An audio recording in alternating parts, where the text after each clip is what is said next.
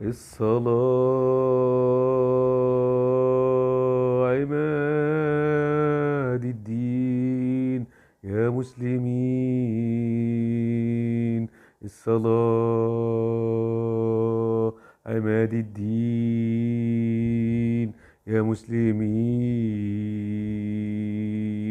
فيها مناجاة العبد للرحمن في سجود وركوع شكر ورضا لله. اوعوا الصلاة أخروها ولا تنسوها يا مسلمين.